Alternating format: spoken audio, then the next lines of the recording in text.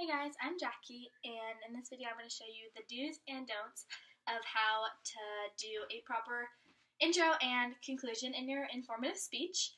And so I'm going to start out with the do's and don'ts of the introduction first. And what you want to do in the introduction is gain the audience's attention and make the audience interested in your speech.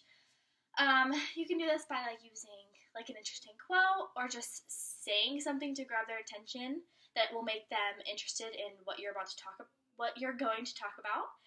And you also want to make sure that you state the purpose and the main idea of your speech, so what you're going to be talking about in your informative speech.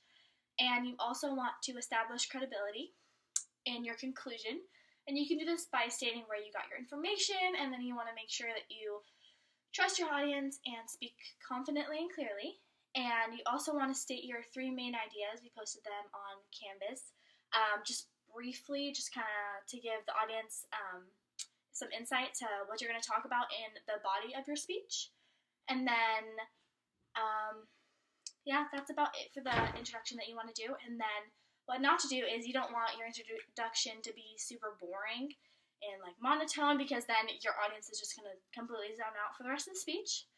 And you don't just want to say your name oh, I'm Jackie, and then just start talking about your main points and the body of your speech.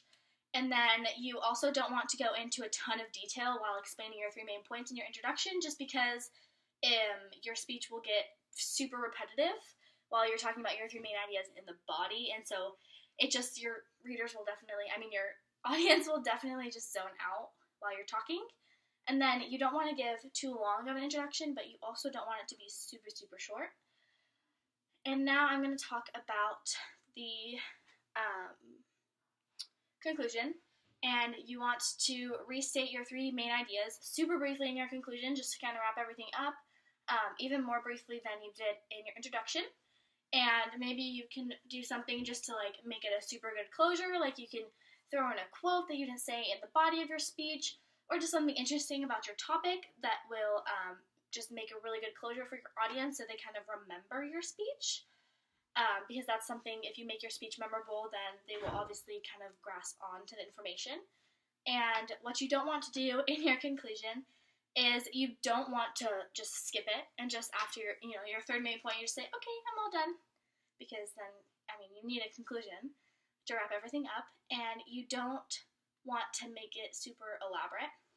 Just a brief summary, just because if you keep restating everything in super big detail, then your audience is just going to zone out. I know that's what I do. If just someone keeps saying something over and over and over again, just okay, I already heard this, it just gets boring. So that's basically the main things you want to do during your introduction and your conclusion, and then some things not to do. So hopefully this video helped.